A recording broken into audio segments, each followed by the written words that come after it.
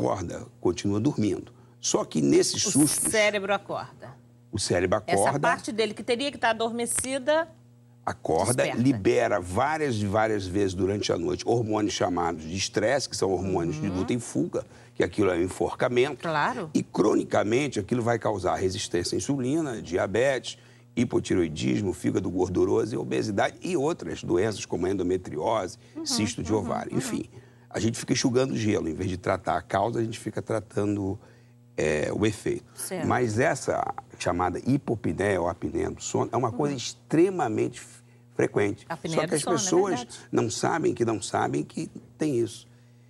Então, esses sustos, essa fragmentação do sono vai provocar um envelhecimento dos hormônios. E muitas vezes quem acorda ou quem tem apneia não é nem o mais prejudicado, mas quem dorme às vezes com essa pessoa. Normalmente... Porque às vezes a pessoa mesmo não acorda, mas quem está do lado se assusta com o susto que essa pessoa está tomando durante o sono. A informação básica que eu gostaria de deixar para todo mundo, muito importante, é a seguinte: a diferença entre dormir e hibernar. Claro. Quando a pessoa tem aqueles interrupções de sono, ronca ou para de respirar, aquilo ali não é um sono.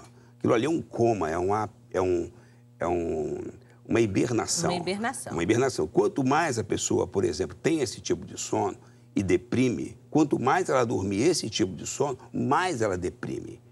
Isso no passado, quando não existia tanta disponibilidade de comida, e ficar com um sono ruim era extremamente adaptativo. Claro, claro. Por quê? Porque você, com um sono ruim, você não emagrece. Essa gordura que eles ficam falando de maçã, gordura abdominal, é uma gordura por estresse, principalmente de sono fragmentado. Agora, o que precisava fazer é divulgar. As pessoas, coitadas, elas tomam remédio de emagrecer que pioram absurdamente o sono. Então, quanto mais elas tomam remédio de emagrecer, mais elas passam mal, mais elas engordam. Elas pioram a qualidade do sono. Vai fragmentar mais. Vai fragmentar mais ainda. Todo fragmentado. Por isso que toma o remédio, volta a engordar, toma o remédio, volta a engordar. Às vezes nem engorda mais ainda, que só complica. É o que eu digo que o governo fez igual o português que encontrou a mulher dele com outro e vendeu o sofá. O problema não é esse remédio chamado sibutramina, que realmente não é muito bom. O problema é a apneia do sono, que as pessoas têm e não sabem quem tem, e com bebida alcoólica. Juntou a apneia do sono, bebida alcoólica, mais remédio de emagrecer, é um trio mortal. E é algo que, infelizmente, está cada vez mais demais. comum. A gente vê adolescente hoje em dia, bebendo para poder emagrecer, fumando para poder emagrecer, quer dizer, achando que, na realidade, estão facilitando. E aí passa a noite na internet, passa a noite batendo pau com os amigos, a qualidade do sono é péssima, dorme em hora errada, ou não dorme, né? E vão para as raves e passam a noite bebendo, quer dizer, na verdade, estão se destruindo. Ora, se o sono ele é fragmentado, destrói uma área que é um receptor que a gente diz da satisfação e do prazer. Sim. Então, o adolescente já tem um comportamento padronizado dele. Dormindo mal, que é muito frequente, piora a satisfação e a falta de prazer. Então, com os estímulos, eles buscam atalhos. Aí vira um ciclo vicioso. E nosso próximo foco agora vai ser sono e desempenho escolar. Porque se a pessoa tem um sono fragmentado, ela perde concentração, ela perde atenção, ela perde motivação e perde tolerância à frustração. Então, se ela não tiver muita afinidade por uma determinada matéria, ela não consegue manter o foco, porque falta energia. Falta energia. O sono é praticamente como a metáfora que eu uso, como se fosse um rio. Ele tem que fluir. Se você todo dia tem o sono fluindo, ele movimenta uma roda, produz energia. Agora, se a todo segundo, a todo instante, aquele rio ele interrompe, não há o fluxo de energia, não há o restabelecimento da energia, que é uma das fases do sono. Você não vê como a gente nasce e dorme o tempo todo? Está formando a matéria. Aquela fase que o nenenzinho fica com o olho mexendo, ele fica naquela fase... Fundamental. Fundamental. Tá Depois aquilo vai... toda a questão neurológica, claro, fundamental. E todos os animais têm que sonhar. Todos. Sonhar em filme, talvez só os primatas, ou privilégio do homem. Agora, todos os animais, eles têm que sonhar para formular os aprendizados. Sem dúvida, senão não consegue. Na realidade, a gente dorme para poder sonhar, né? Que é o fundamental.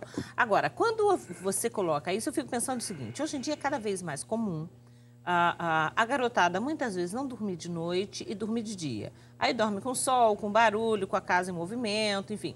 Essa questão da noite, do silêncio, do relógio biológico, isso é fundamental ou tanto faz que horário do dia se vai dormir? Não, isso é fundamental. Ok, tá. Primeira coisa seria a pessoa reconhecer se biologicamente ela é uma andorinha ou uma corujinha. Ok. Por exemplo, Tá, biologicamente, eu sou uma corujinha. Eu funciono mais de noite e de madrugada. Mas a sociedade funciona como uma andorinha. Certo. Então, apesar de eu ser corujinha, eu virei uma andorinha, porque 5h30 eu levo minha filha na escola e trabalho o dia inteiro. Mas já me adaptei a ser andorinha. Então, a primeira coisa é a pessoa reconhecer esse relógio biológico. Você está dizendo, independente de ser corujinha, isso é, de gostar de varar à noite, às vezes até produzindo, trabalhando, o que quer que seja, a pessoa vai ter que se adaptar a esse social e aprender a dormir de noite. Né? E evitar ficar cochilando, às vezes aqueles cochilos de meia hora, de 1 hora ao longo do dia, que na realidade não vão restabelecer, porque esse ciclo não vai se fechar. Esse ciclo é extremamente importante. Quando você diz 4, que é o básico, a gente já está falando de 6 horas de sono. Exatamente. Né? O ideal seriam 6, então a gente está falando de 9 horas de sono. Deixa eu dizer uma coisa aqui, que é uma coisa técnica de médico, mas a gente pode dizer. Essa história de dizer assim, eu durmo pouco e funciona maravilhosamente, cuidado com isso. Tem que ter muito cuidado com isso. Às vezes a pessoa está num quadro de mania e ela não consegue identificar que ela está no quadro de mania. Aí ela acha que está dormindo suficiente, quando na realidade já está num quadro de mania. Mas é importante assim, se a gente conseguir obedecer o nosso biorritmo, ótimo. Mas se não obedecer, não pode brigar com o ambiente.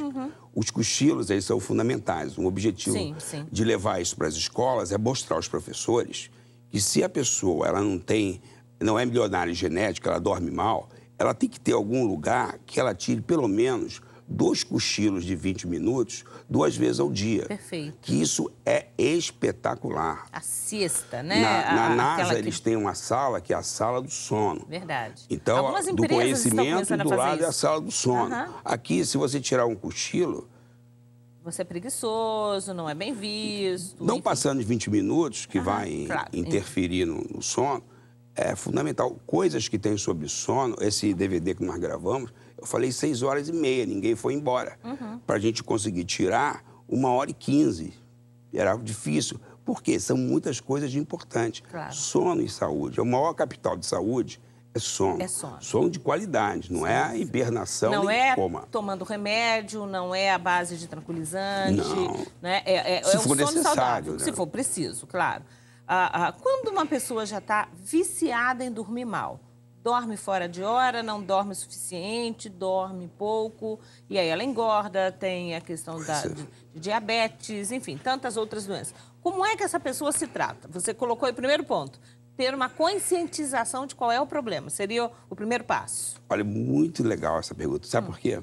Porque como esse sono é ruim há tanto tempo, a maior dificuldade é a cognição, é a pessoa aprender. Segundo, como o cérebro trabalha com 400 bilhões de informações por segundo, para ele funcionar, ele tem que seguir padrões, ele tem que seguir trilhas. Infelizmente, quem dorme mal aprende a usar o estresse como energia e aprende a seguir trilhas que não são as melhores trilhas, nós chamamos de rede de modo padrão. Certo. A pessoa sob pressão, ela segue aquela trilha.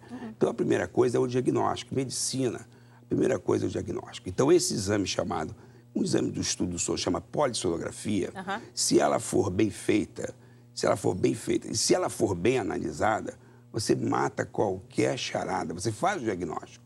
Aí você tem que conscientizar a pessoa, que é o que nós estamos fazendo aqui, que é a minha missão, é criar um ambiente de aprendizado, se a pessoa estiver naquele momento e capturar uma informação de qualidade, aí ela faz uma mudança. Mas a gente precisa desses ambientes de aprendizado como você está me proporcionando. Para quem tiver um sono de má qualidade, é fácil saber. Está engordando, está perdendo a concentração, a atenção, está mudando o humor, a modulação do humor, as fases do sono.